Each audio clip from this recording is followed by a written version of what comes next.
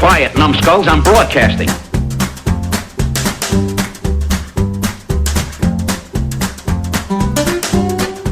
Hey kids, welcome to Grumpy Nostalgia, the Second Look Cinema podcast, the show where we go back to the blockbuster new release fall of our memory, we grab a copy off that shelf, we pop it in our VCR, and we see what time has done to it.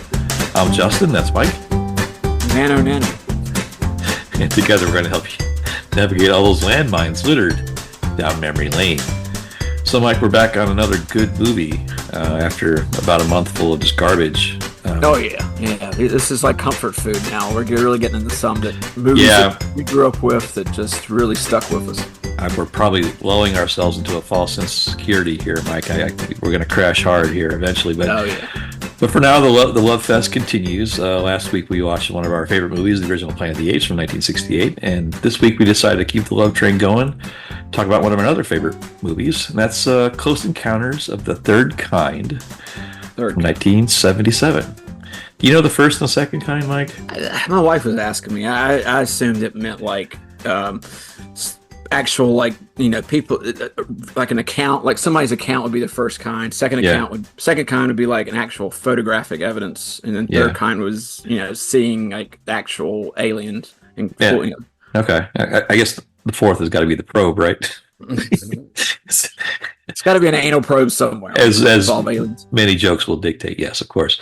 All right, so we thought I'd talk about this for a couple of reasons. One, we love it. The second one is, for those that are interested and those that might share our love of this movie, make sure you check this. It's coming back to theaters for a limited time, July 7th and 10th in the Fathom events. So put your theater chains, AMC or Regal, if they have a Fathom events section.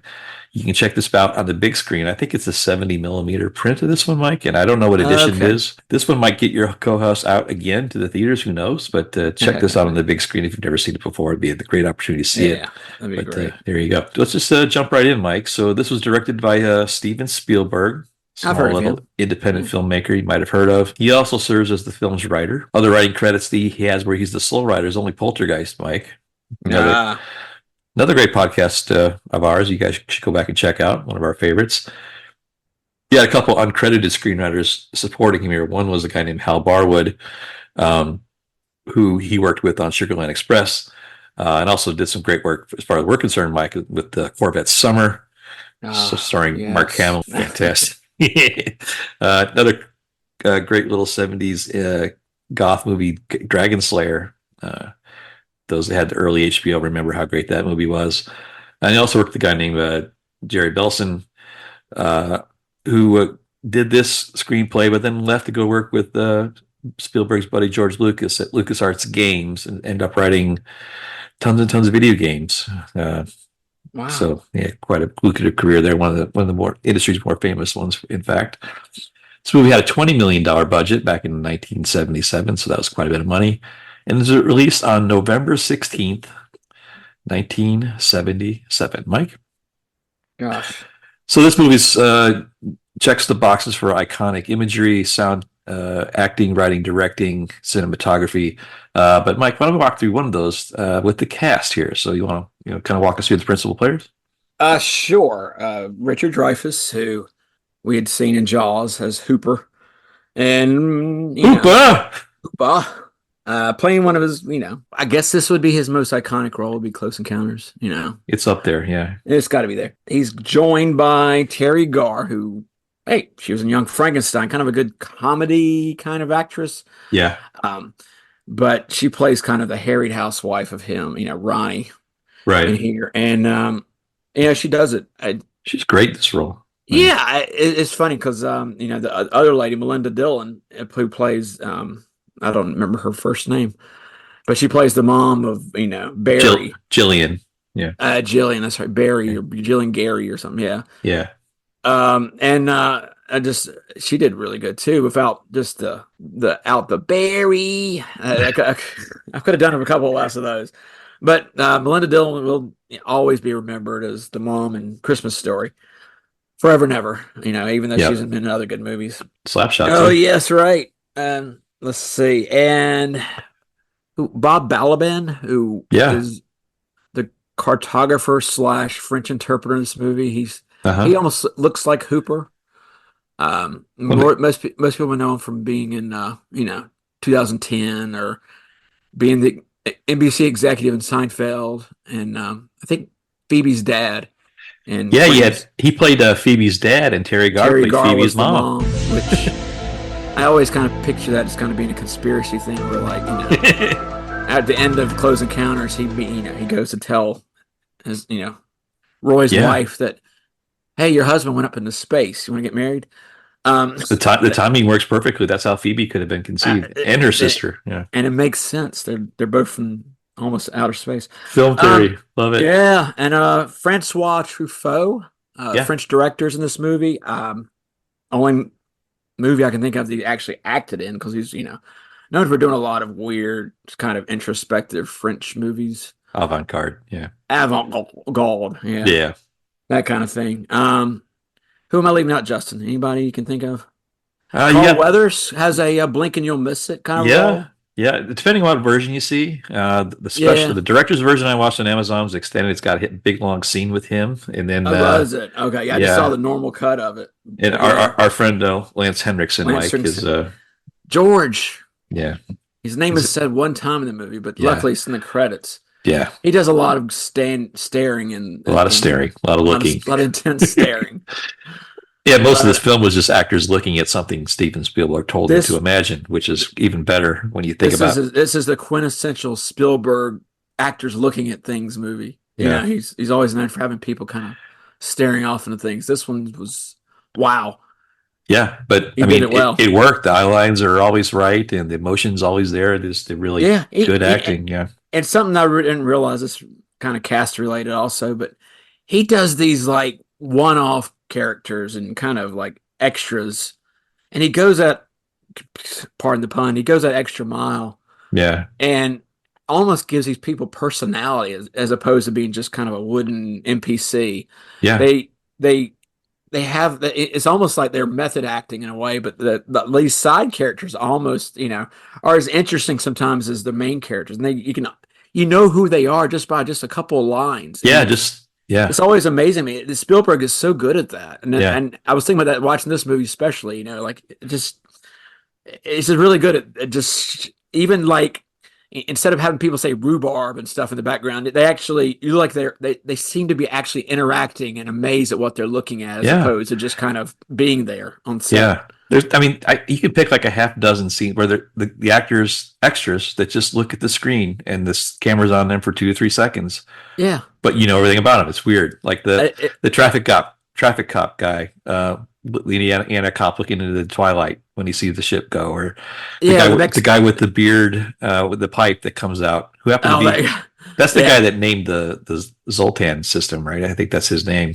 Oh, yeah, Zoltan. That's the actual scientist that did that. But there's 5 or 6 like characters that just stand out in this movie that don't say a word. Yeah. They just look at the screen, and you know exactly what they're trying to convey. They'll just have a smile. They're doing that look off into space, and you're like, okay, that guy can. You can almost grab their motivation just by looking at them. But Spielberg has a way of like ripping that out of people. So every movie he does, almost you can make an example of that. So you got it, yeah. All right, so that's. I think Mike, that's a good take on the cast. One kid we didn't talk about was the main child here, Barry. Ripley. Ripley. His name was Cary Guffey, and he was so well received and so good an actor. They called him One Take Cary, Mike. He got all his takes usually in one shot. He's a good actor, good kid, and he was so impressive that Stanley Kubrick wanted to put him in The Shining. Wow. Based on, he came on set because he was Spielberg's buddy for a while, and cast him, but he couldn't make it work, so he went out and cast Danny Lloyd instead, and that rest is history. You're scared room 237, ain't you? The visual effects, of course, are unparalleled here, even for the time. That's Douglas Trumbull, Mike, who also did some other movies we talked about, 2001. Blade Runner, it's another podcast that we did featuring him, just a great one. John Williams did the music score, of course, but this is a little bit interesting. He scored the movie first, and then Spielberg kind of used the music, because music plays such an integral role in the narrative here. He actually matched up some of the scenes to the score that Williams provided him, tried it out in the editing room to just get that cohesiveness there. So for the first time, Williams actually scored a movie before he actually saw the print. which I thought was kind of cool. The editing process was quite difficult. That's why probably there's so many additions to this movie. He really struggled editing the last 35 minutes. This is his first collaboration with Michael Kahn, who's been ever since his longtime collaborator for the last 40 years, working on nearly every film together. His editor, Michael Kahn's, of course, got 8 Oscar nominations. He's got 3 wins, so he's one of the more legendary editors in Hollywood. This is the first attempt at CGI. They have some very primitive computer-generated special effects they tried here, but the casting crew and the effects team decided they just did not look good enough to put on film. But they attempted some of the first CGI here, never made it to screen. Right. So they just did what, stop motion? Yeah. A lot of this are miniatures and mats and things like that, but traditional practical effects. Richard Dreyfuss first heard about this script when he was shooting Jaws with Spielberg, and really pushed hard to play Roy Leary in this movie. Really wanted this to the point where he's almost a pest. Spielberg was best friends with Lucas during the time. Yeah, Star Wars also came out this year. Mike, you may have heard of it. They were pretty hot property in Hollywood, but they weren't legendary like they were now. And Lucas, always had a little bit of imposter syndrome, and he felt that given the shoot and the studio's response to Star Wars, he was a little nervous about how it would turn out. So I forgot all about Dreyfuss being in American Graffiti with Lucas. Yeah.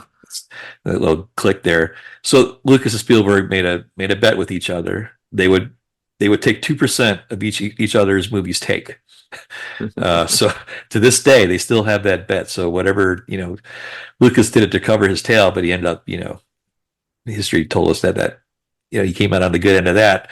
Yeah. But these two guys collaborated just to cover their costs at a safety net for Lucas more than anything. But to this day, Lucas gets 2% of Star Wars based on this little gentleman's agreement they had back in 77, which I thought was cool. The iconic look of this film, the cinematography is beyond measure. It had 11 cinematographers on the crew, Mike. They shot in both 35 millimeter and 70 millimeter. Most of the special effects were shot in 70 millimeter and then kind of imprinted and grafted, composited into the screen.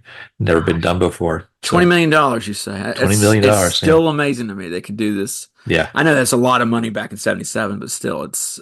Well, again, it sounds like it would be even more inflated nowadays. I don't think the level of excess in today's Hollywood existed then. They were probably much more efficient, and just the studios had a bigger say back then, and they tightened their belts, so they had to get creative, and that's why those movies are generally pretty good. And there's an Easter egg I didn't confirm on my first watch here after I heard about it, and I couldn't find it, but I've been told that Jerry Garcia is an extra in the India scene. You can see him in the background. I'm gonna have to go back and watch it again, see if I can spot him. Is it like Joe Walsh? What movie was that? That Joe Walsh was an extra in. It's like a blink and you missed it kind of thing. It's funny. Blues Brothers. Yeah. It's just like well, why? Yeah. Garcia. The majority of the film set in Muncie, Indiana, in the homeland, the heartland of the U.S., which again one of its selling points to me because it's not too far away from where I grew up. Mobile, Alabama, doubled for Muncie. Shot in Alabama for the most. That's the home of Jim Davis, creator of Garfield. Look at that. There's a nice. And then the Garfield strip started like right after this, so this was Muncie was big back in 77, 78. I love Muncie. The film's final set piece at the end there, shot in Devil's Tower, which is an actual national landmark. It's in the middle of Wyoming, and the tourism, needless to say, Mike, for this monument, I see you have a little bit on your camera there, has gone up pretty much every year since this movie came out. Most fans have made pilgrimages to Devil's Tower in Wyoming, and it's been. Oh yeah, you can crawl up the rocks just like Larry Butler and get gassed. No, but it's funny because they really lean into it there, and I went there with my kids a couple of years ago, and there's a couple of stores right at the base of it that are off national park property that, oh my gosh, they had a museum to this movie there. Like they had some of the props and they had like, oh my gosh, I don't know if you got these when you were a kid, but they had like the stickers that came with the gum, the clothes encounters, like made by Tops. Oh yeah. Oh, I wish I had film cards. They had full boxes of these things from like 78. Oh wow. Oh, I wanted to buy some, but they were not for sale, unfortunately. But yeah, they even had on the national park property, they had like a statue of an alien you could take your picture in front of and have the Devil's Tower right behind you. It was really cool. Wow. But they're not ashamed to like I said, embrace it. It's interesting you mentioned the cards. I want to say that Richard Dreyfuss didn't give his rights to the likeness for those cards, so the main character is not featured in any of those cards. Oh my gosh, Him really? and some That's other major crazy. player, so they focused on his family more than that. Yeah. So this is a fantastic movie. So other movies, 77 was a incredible year. If you look at the list of movies that came out in 1977, Mike, we could do an entire 3 seasons on those alone. But during the time this came out in theaters, you had Pete's Dragon, the animated Disney film. You had the movie Semi-Tough. And you had Close Encounters, which came out on the 16th of November. In the following December, you had Capricorn 1. I think OJ's best performance ever. Let's be honest. You had The Goodbye Girl, also starring Richard Dreyfuss. Yeah. And Mel Brooks' Hang Anxiety came out the following week. And then you had Saturday Night Fever, all those in December. Wow. Now, I'm leaving out a bunch of good ones, but those are the biggest ones. Speaking Why of big... does it... Yeah. Oh, go ahead. I was going to, before you get to the next part here, I saw a couple places where it says the release date for this movie is 77, but also 1980. Is there like the special re-release? Edition? Yeah, he re-released the special edition in 80. In the theater, did it come out in theaters? I can't remember. Yeah, for a short little run. Yeah. Oh, cool. So of course 77 was huge. The top movies that year were Star Wars. Only had 32 theaters released opening for that one. Isn't that amazing? Wow. Just a small little rollout in May, 32 theaters to start. Yeah, that's how it does. That's how it grew. Number 2 that year was Smoking the Bandit. Mike, could you get me a Diablo sandwich and a Dr. Pepper? A goddamn hurry. Let me have a Diablo sandwich, a Dr. Pepper, and make it fast. I'm in a goddamn hurry. Close Encounters was 3rd, and the 4th one was Saturday Night Fever. So, not too bad. Best Picture that year was Annie Hall. This film was not nominated for Best Picture. He did get 9 Oscar nominations, but Best Picture was not one of them. We'll get to that here at the end. Some other things going on in 1977. So this came out during the Christmas season, and the big items on Santa's wish list that year were the Atari 2600, Mike. Everybody wanted one of those, including yours truly. Star Wars toys really took over that Christmas to the point where Ohio company Kenner could not keep up with the projected demand, and they did one of the ultimate bailouts in history. They offered kids a early bird coupon that Santa could put under the tree for them, promising them when they made enough toys they would be guaranteed to get them, which is funny. And they sent a little diorama set that had little holders and pictures of the folks. I have a remake of that. You and I got that at a toy show. Oh, is that what that was? Okay. Yeah, I still have it. Yeah. Okay. But I just need to get the figures now. And you put your little toys in there, Justin. Yeah. So disco dancing was the big rage. That was all the rage. We were all doing disco dancing. This is the year that Pink Floyd infamously did the pig balloon stunt, where they, as a publicity stunt, they cut a huge helium-filled balloon with a pig tied to a power tower, and it got loose and hovered over Heathrow Airport, canceling hundreds of flights, getting him in some serious trouble. Pink Floyd rebels. The first Apple computer also came out this year, Mike, for $1,289, which is the equivalent in today's economy of $5,600. Which that kind of money back in that day, you could buy 3 Toyota Corollas with. Just give you a scale. They might still be running by this point. Yeah, absolutely. How far the computer has come. So that's where we were in 1977, Mike. A couple of things just to finish up here on the TV. We were watching some really high art on TV. You had Laverne and Shirley, Happy Days and Three's Company, and Charlie's Angels were the big hits. Not exactly Shakespeare, but no, that they did have a Farrah Fawcett poster in the movie, so I was happy to see that. Did notice that one. Some counter programming to that. You had 100 million people watch the miniseries Roots that year, to much critical acclaim. On the music scene, Mike, again, you're a 70s music expert here, so let's go through a few. These were on the charts the week that this came out. How Deep Is Your Love by the Brothers Gibb was the number 1 song then.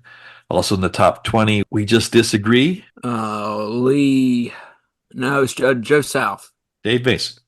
Dave Mason. Oh, Mike, there ain't no good times. There ain't no bad times. yeah. There's just It's you only and you and me. me. Come Sail Away by Styx, band from my hometown. Fantastic. It's So Easy by Linda Ronstadt. And then Heaven on the Seventh Floor. You remember that one, Mike? I kind of do. By Paul Nicholas. You had probably one of the most punchable faces you've ever seen in your life. Really? Just to refresh my memory, I watched this video on YouTube, and it's him, performing live, quote unquote, live on TV with to a dance track. And what's interesting about this one, Mike, and I encourage you to check it out, is he's performing in a captive audience, a bunch of people that probably don't know who he is or what he's there for. And he's really animated, and he's clapping his hands, and he's forcing the crowd to. But it looks like a Knights of Columbus crowd, like they have no idea who he is. It's just I love those. Just painfully awkward. So it's awful. I never heard of that guy. Yeah, Paul Nicholas. Check out the YouTube videos if you dare. Yeah. All right. So speaking of checking things out, we probably covered enough backstory, Mike. Why don't you think we should probably just jump in the movie? What do you think? Sure, let's go. All right, if you would, Mike, please play the tones.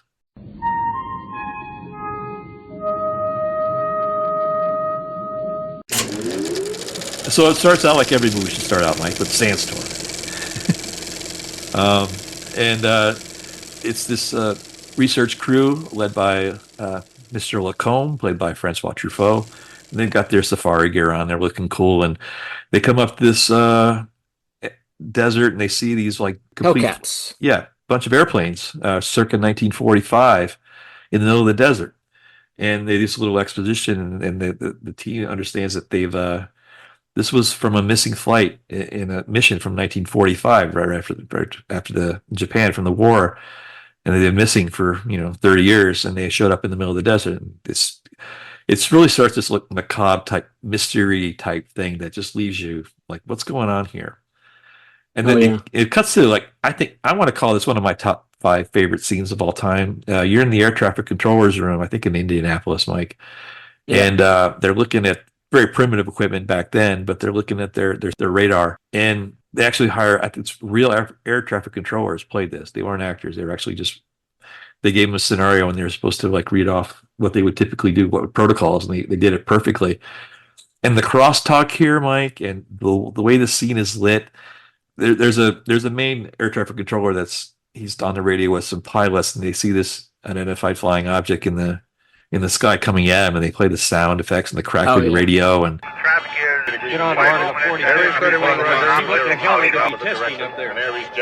and there's crosstalk, and they're all talking at the same time, and it's just that scene just imprints what this movie's going to be so well. That's the exposition for you. It's just no one's quite sure what's going on, but there's something weird going on.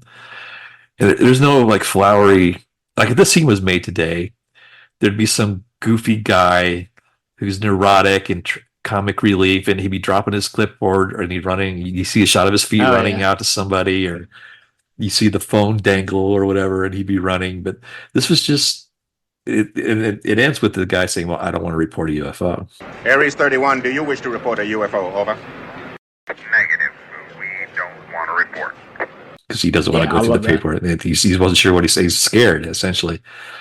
The next scene is, we get introduced to the main kid of the movie, Barry, with his Boston University T-shirt on, and he wakes up in the middle of the night, and all his toys come to life, like Trumpy might. what's what's so amazing about the setup for this? It's all they do is you show that you see a mom and a kid, and to fill in the blanks, they show a moving box in one of the rooms, and that's all you need. Yeah. And just by showing the moving box, you realize, oh my gosh, okay, she must be. You fill in the details, man. She's either freshly widowed or freshly divorced, and they're getting ready to move from there or something like that. Yeah, it's all there. It's all on the screen. Like you said before we started talking, the movie tells you the story. Yeah, the box is so much can be said by just showing something. So his toys start coming to life, and it's as a kid. This is what, again, I think a lot of the way these movies stick with me so well is they scared me as kids, like Planet of the Apes did last week. As a child, all these things coming to life were scary. I mean, that was like, is the place haunted? Is it ghosts? Is it monsters? What is it?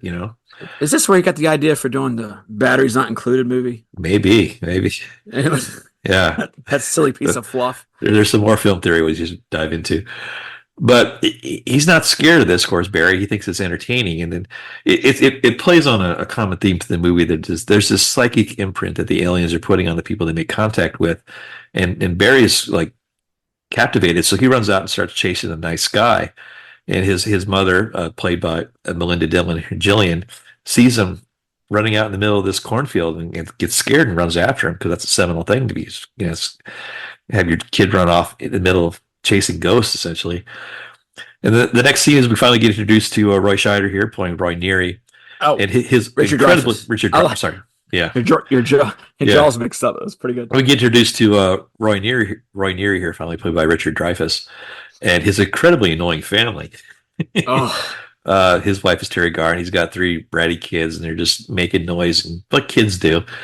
And they're watching the 10 Commandments at night, and the power goes out, and he gets a call. He works for the power company. He gets a call to come in because there's a problem. Got to get the grid back up, and he gets in his truck, and this is where the movie really kind of takes off, because he gets his directions from his boss, and he goes out to look at the grid, and as he's in his truck in the middle of the night, there's a couple of great scenes here strewn together. One is he pulls up at the stop sign after he's lost, looking for cornbread, Mike, the town cornbread. The town of cornbread. You see this car. You see this car come up behind him with the lights, and then he waves him around. And then he sees another car come up behind him with the lights, but this time he waves him around. But this time the car doesn't go around; it goes straight up. And I think that's it's just incredible, clever, brilliant scene that he doesn't even know what's happening at this point until the lights come on, and then he has his first encounter where he kind of looks into a low-flying small UFO flies over his truck, and these UV lights kind of burn his face and start shaking the mailboxes and everything, and he's just turns on the radio and flips the car around, and he's just all freaked out. Creates a zero gravity type thing for him, and of course, like everybody else, he can't believe what he's just seen, and he sees the actual little ship kind of fly away, and he speeds off in his truck. And as he's doing that, he almost hits Barry, right? And it's where he kind of peels out and slides into the road. And he meets Jillian here, and they say hello, whatever, and they just try to understand what happened. And then it kind of cuts away from that, Midwest thing, and goes back to India, where this whole research team we see at the beginning of the movie, led by Lacombe, they go to India, and they walk into the middle. This is apparently after a sighting in India, and there's thousands of Indian sitting chanting these 5 tones, these verbal tones that apparently the noise that came from the sky, and they asked where the sounds came from, and all the thousands of people just point up. You get that, Yeah. It's just you don't see anything from the bottom of the frame of the screen. All of a sudden, you see their hands and his fingers. Just like really cool how they shot that. Right. So depending what version of the movie you see, they cut to this research center where Lacombe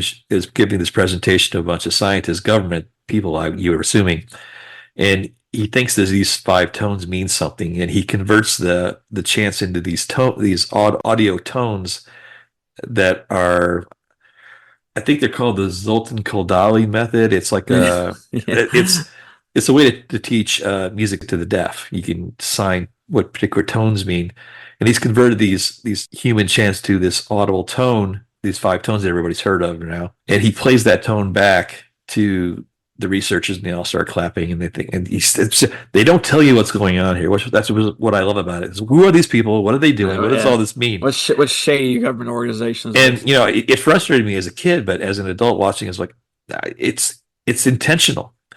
It's the whole point of this story is no one's really sure what's going on, and they deliberately keep these kind of plot points vague and don't tell you what it is, because you follow that journey with everybody that's seeing it for the first time. You don't know what's going on. What the hell is going on around here? But they play these tones, and they kind of rebroadcast it into the sky, thinking it might be some sort of basic kind of tonal vocabulary or some sort of language. And then it ends up it pings back these numbers. And Bob Balaban, who's one of the the interpreter for Lacombe, he has some history as being a cartographer, and he recognizes that first number as a longitude. And they break down the numbers, and they look on a globe, and they find out that their coordinates for this place in middle of Wyoming. And they don't tell you why or what it means, but again, that just goes to the next scene.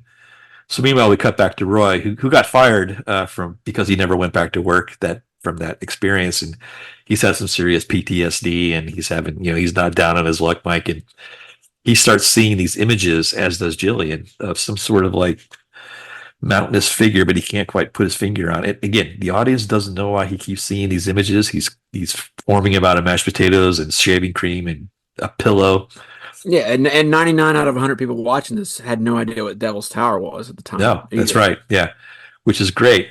And so, but he keeps seeing this image, but it means something, but you don't know what it is. But again, it's just fantastic. So after he does this stunt where he starts sculpting that image, the shaving cream doesn't cut anymore, so he literally tears up all his landscaping and starts building this giant model in the middle of his kitchen. You'll never eat mashed potatoes the same again. I know I don't. Exactly. So his wife has had enough of him at this point. She takes her kids and they leave and leave him in his bathrobe on the driveway. And this is kind of an embarrassing scene, but there's a scene where he's like drinking beers in his dirty bathrobe and trying to make amends with his wife. And on the TV, you see a Walter Cronkite report of Devil's Tower. And it turns out the government, in order to get people out of there, have put up a false kind of ruse to get people to evacuate. They say there's false flag. But there's this. They said there's been a nerve gas disaster, and they've had to evacuate the towns. That news story is seen by Roy, and he sees Devil's Tower, and it just clicks. He knows what it is. And Jillian concurrently sees it here. We forgot to mention that Jillian's son Barry had been kidnapped the following night, which is the most. Yeah, it's the most terrifying scene in the movie. Watching that as a young child, scared to death. It's when he opens that door and it's all red outside, and they literally drag him out of the house. They try to come out of the chimney, and it's like, oh my god, they're coming out through the vent from the floor. It's just creepy. Yeah, so the cheese falls off her cracker, so she's had it. She's lost her mind, and she sees that, and they decide they've got to get to again the little subtle touches. She's in a hotel room. You can obviously tell when she sees the report. She's in a hotel room, and you look through a window, and it's a neon cactus. So you immediately assume, okay, she's not in Indiana anymore. She's had to flee her state and go to a random hotel out in the desert. I just thought that was, again, just this little visual touch. It's amazing. Right. So they both make that kind of psychic connection, and he gets a rental car and he drives to Wyoming and finds out that there's at this main town they're selling gas masks and busing people out, and the government's already there getting people, getting them out of town and evacuating. And he sees Jillian in the crowd, and they get together and they're reunited, and they jump in the station wagon, and he knows that this drive to get to this destination won't stop. And so they go cross country in the station wagon. And there's several dead cows and things that are littered strewn through the landscape to scare people off, and you think they're going to make it. Yeah. You know what that scene was missing when the station wagon's going through the field? A Van Halen song. Something about the wind, Mike. Yeah, something about the wind. Respect the wind. Yeah, but they end up getting detained. The government's there, and they get put to the detention center against their will, of course, and much to his surprise, he gets taken to an interrogation room, and he meets Lacombe, which he's never met before. But Lacombe starts asking him some very specific personal questions about what he's been going through. And again, they peel a few layers away. Yeah. See, he finally gets introduced that there's something going on here, but they don't tell enough. And they start asking questions about the ringing in his ears and the psychological effects of seeing this, and the image that he has to see, he's been seeing in his mind, and it's some psychic, connection to want to beat this place. And he asks if he has had a close encounter, which is the first time to use that phrase in the movie. And that you can see his jaw drops, and that's where the penny drops in the film. He realized that he's not alone. There is, in fact, something going on.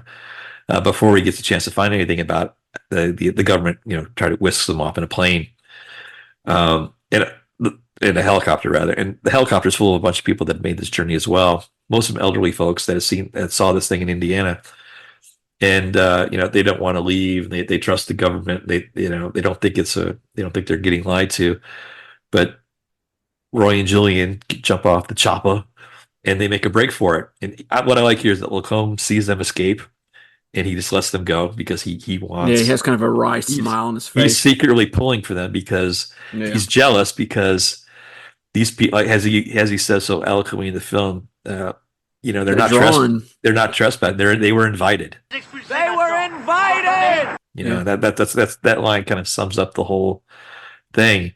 And the final set piece is the end scene here is, you can't get much better than the last 30 minutes of this film.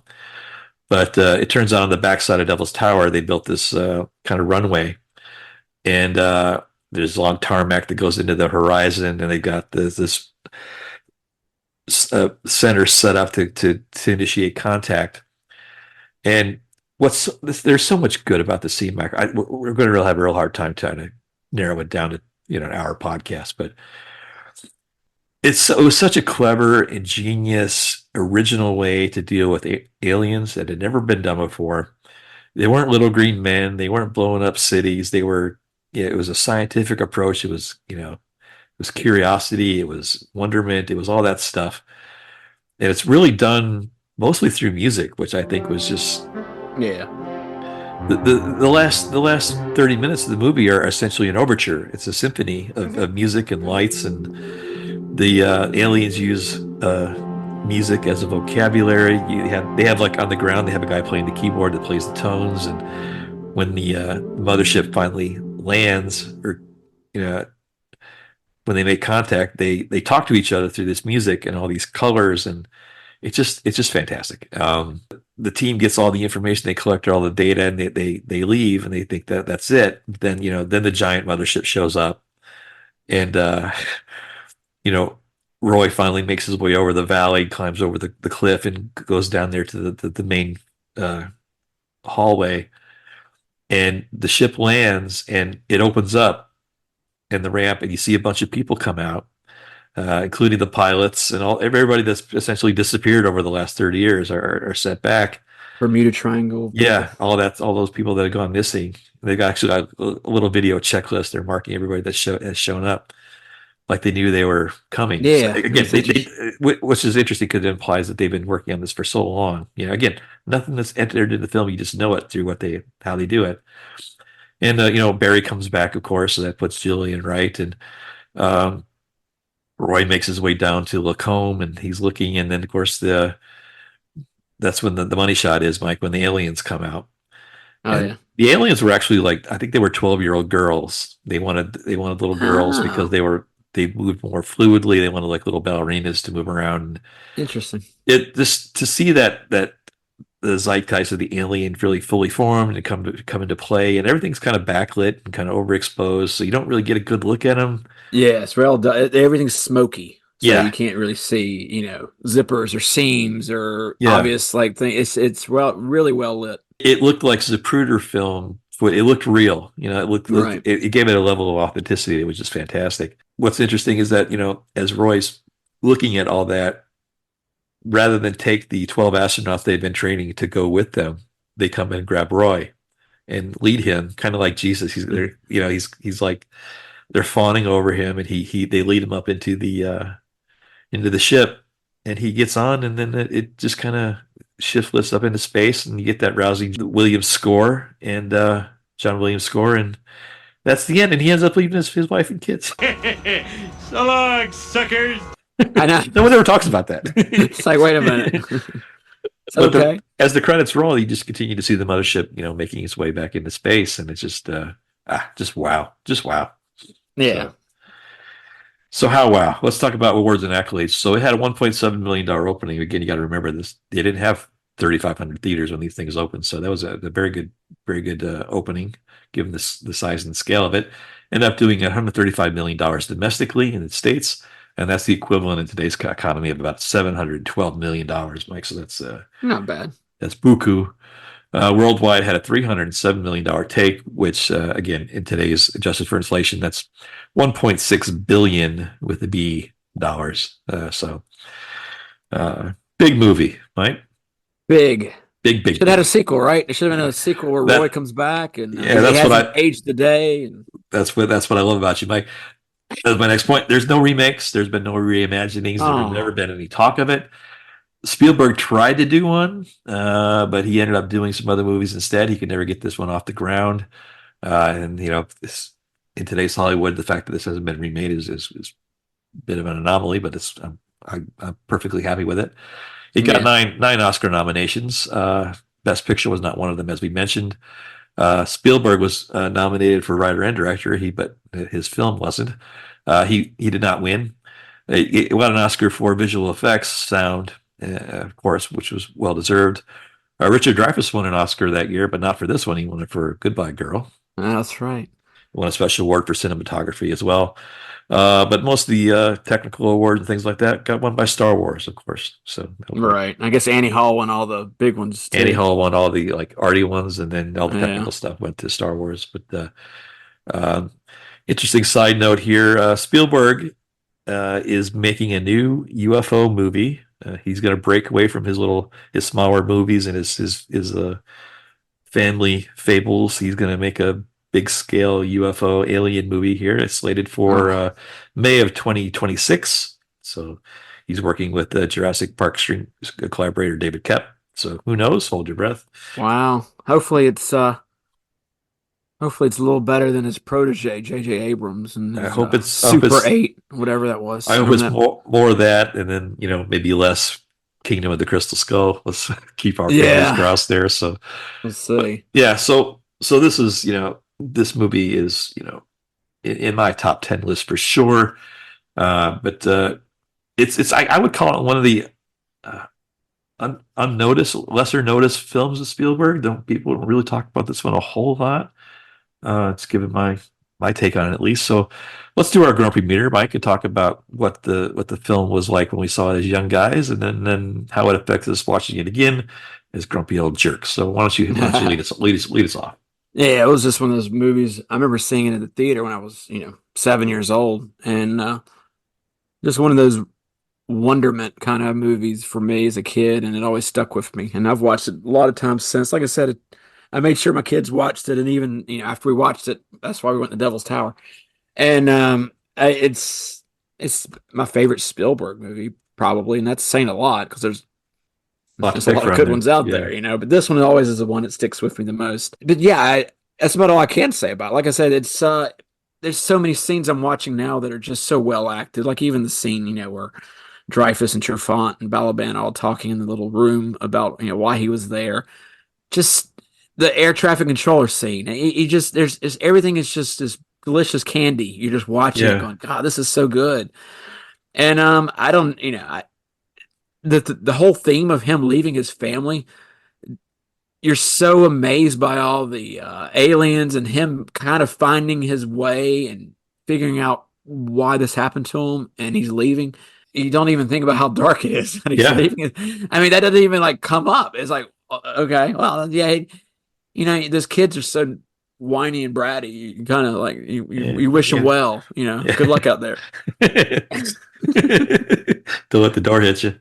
Yeah, there you go. That's my take. Yeah, that's pretty much spot on for me, Mike. Not a whole lot different there. So when I watched it as a kid, again, as I mentioned, the reason that sticks with you because it moves you. It scared me. It thrilled me. It inspired me. You remember those things when you were a kid. You had Star Wars and around the same time, and it was just the whole thing. It was just how could you not become a fan of movies in the 70s when you're a little kid? The fact that Roy Neary was funny. He was a funny guy. His kids slapped him with the ping pong paddle and it set him like a 50-50 bar. It looked like he was like your dad. It's funny. Like I said, they our three main protagonists. Ronnie and Roy and Jillian. I can't remember Melinda Dillon's name in this movie. They're all three comedy actors, and you think of like Richard Dreyfuss got an Oscar for Goodbye Girl, which is essentially a Neil Simon comedy, and Terry Garr. She's known for being in Mr. Mom and Young Frankenstein and Manila Yeah. Mill and then the Christmas Story. You just think of them as like in comedy. So when you're watching, they're just kind of everyday people, but they also have that humor aspect. Yeah, and he breaks a lot of tension sometimes with his humor. Like when Lacombe is showing him pictures of Devil's Tower, he goes, "Yeah, I got one just like it in my living room." That's a great line, or that "Who are you people?" And he gives that sly grin. He knows something's up. But it was just one of those things where even as a kid, not really knowing what was going on, it kept my attention. And I got to think. You mentioned something about the air traffic controller scene. Can you imagine if that scene was put today? No, I don't think modern audiences have the patience to put up with that. I think if you watch, if most, again, sorry guys, but I think a lot of millennials or Gen Zs watch this film, they get very frustrated by this film. They would probably turn it off about halfway through because they say, I don't know what's going on here. They haven't been told enough.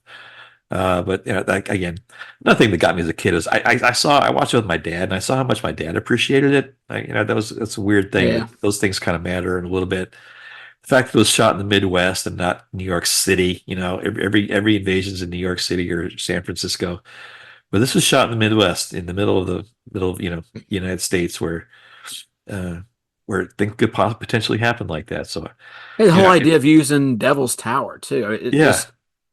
What a genius move! I mean, the whole history of that place is just enriched in Native Americans who believe that the gods had come down and channeled their way into that mountain. And it's like, okay, well, let's imagine what if aliens did that? It's just like, wow. That's weird you say that because I felt that because at the beginning of the film they talked to a lot of indigenous people, like the old Mexican guy or the Hindus. You have the suspicion that those cultures have been privy to this for years, and finally, they started looking at but again, that's great screenwriting. So watching it again, I just revisited all that and just realized how inspiring it was. And I really appreciate the music and it's a unique take on aliens and just there's the theme of like hope over cynicism and all that stuff. Even with our grumpy attitudes and things like that, or personas, Mike, this movie just makes you feel good. It's sappy but I have no apologies about just loving this movie. So there you go. So good stuff, guys. Check it out. If you haven't seen this movie, guys, go check it out immediately. So one of the things we liked about this movie, Mike, was that it was an interesting take on UFOs and aliens and all that. And that trope's been rich for Hollywood for years and years and years. Just about 1 out of every 5 movies has something to do with an alien or a UFO or something like that. So we thought for this week's installment of You Just Made the List, pal, we take a look at the sci-fi trope of alien invasions and UFOs and little green men and talk about our favorites. So, Mike, why don't you go through and give us a list of your top 3 and keep a handful of, honorable mentions if you want, but let's talk about our favorite alien, UFO, Earth invasion movies. You're up first. All right. I would be remiss to our podcast if I didn't include Predator. Get to the chopper! Or the Predator franchise in this discussion because we've already done Predator 2 and Predator. What a neat idea to actually have an alien coming to our planet to hunt us like we hunt deer or animals, for sport. Yeah. And just fantastic to have the alien kind of be this, mysterious cloak creature that has no intention on colonizing us or taking over. He just wants to collect some skulls. The next time I have to come in here, I'm cracking skulls. Yeah, not there to study. No, it's just there you go. There's your motivation. Yeah. I know it gets a little bit more complicated maybe in 2 and whatever comes afterwards a little bit, but there's still that basic, I'm just there to kill some of y'all, take some of you back with me. I've got some other aliens I need to capture on some other planets, but we want to try out Earth. And I think that's a neat idea. And like I said, that is so well done in the first movie and pretty well done in the second one. So I'm going to go Predator. Another podcast that we covered with our friend Millennial Molly. Alaska's own. Molly did Predator and Predator 2 with us, so that's right. Big fan of her work. So hang in there, Molly. We're getting ready for our next collaboration. My first pick is going to be War of the Worlds, Mike, from 1953, the original version. I've listened to the radio drama a few times, and it's fantastic. I read the book, and the reason I picked this movie is because, again, it's probably more nostalgia than anything, but I'm giving it a pass because that's the name of the damn podcast. But WGN in Chicago, legendary station, used to have this on every 6 months or so, they play it on a Saturday night creature feature. And I remember that it was just a wonderful time staying up and making popcorn on the stove and watching this movie late at night on a Saturday. To see the H.G. Wells monsters come to life and the special effects for 1953 were fantastic. And the hokey 50s Clayton Forrester lead and his fawning damsel in distress co-lead. Just it's the super scary aliens that came out at the end, and that tragic tale of how they're taken out at the end and the people getting vaporized. That's it's one of those great sci-fi movies as a kid. I just wasn't too disappointed by Steven Spielberg's version of it in 2005 with Tom Cruise, Tim Robbins, and the like. I thought it was incredibly scary. They used a lot of like 9/11 imagery and stuff like that because it's pretty close to all that stuff, like the buildings crashing. They use that terrorist theme in there. But the Morgan Freeman narration and the story, I thought it was pretty well done, but nothing tops the original War of the Worlds for me from 1952. That's my first pick. Nice. My second one is going to be another movie I've mentioned. I would be remiss if I didn't mention this movie because I think it's been in a couple of my lists and both of these movies. And I'm going to pick one of the two, but I'm going to mention both because they're both John Carpenter movies. Okay. One's They Live, which nice. Goes without saying it's a great alien invasion movie where go watch that one, please. But the movie I'm picking of his is Starman, which has Jeff Bridges and Karen Allen in it. It's from 1984, I want to say. But he is an alien who descends from Earth. He's brought to the alien's brought to us because of, again, I think it's Voyager 1 or 2. I can't remember the one. Yeah. And they want to interact with us and just kind of see who we are. But of course, we shoot his ship down. It lands in some lake in, I don't know, Michigan, Wisconsin. And he takes over the body of Karen Allen's dead husband, which is kind of freaky. Right. But he coerces her to drive him to there's some Close Encounters vibes because he has to go to a certain spot in the West. He goes to Meteor Crater in Arizona, and he makes her drive him there, and it's kind of a road trip thing. But of course, government agents are after him.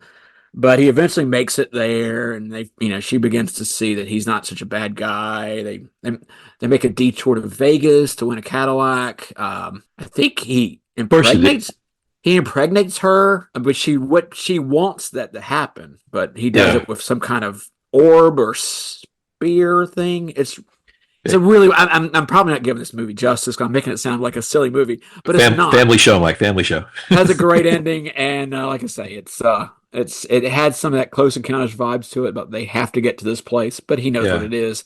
But he's this alien. He's kind of, he doesn't know how to interact with people, and as he goes, he learns about us, and we learn about him. And very good. A very non-John Carpenter kind of movie for him, but it's science fiction, so it isn't his purview. But it's still kind of for a Carpenter movie. It's actually kind of touching. That's Starman. That's a clever pick. I didn't think of that one. That's a great one. So my second one is going to be, not a goof for real.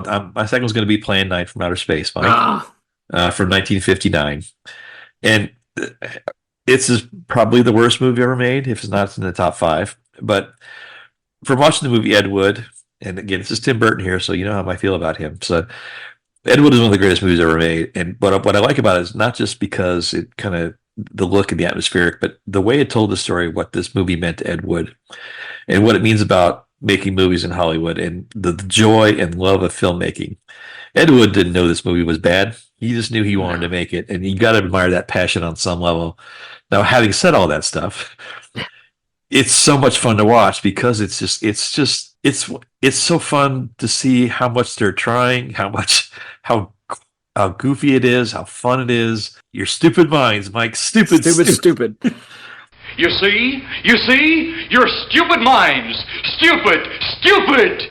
You got Tor Johnson. You got Vampira. You've got stock footage. You've got paper plates. It's just there's nothing not fun about it. Who's the Kreskin? Is that who's the amazing? Kreskin is he's the narrator. At the very start, he announces this could happen.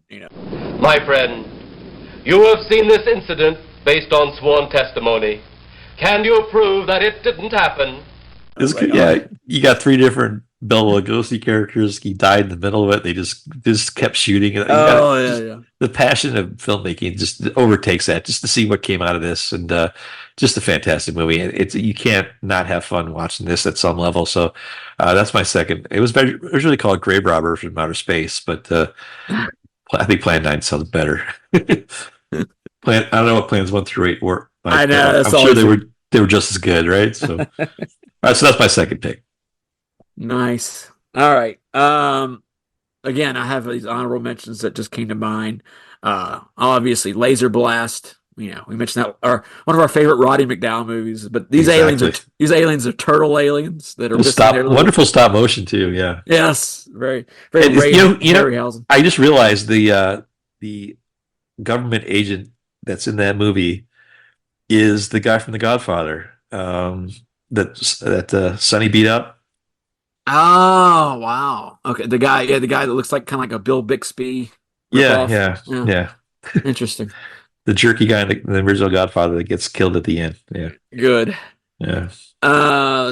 So and what else I got? I got Prince of Space. Did I mention that one? That's a great one. That's a great movie too. Stargate. I can't go without the Great Gazoo from the Flintstones. One of my favorite aliens.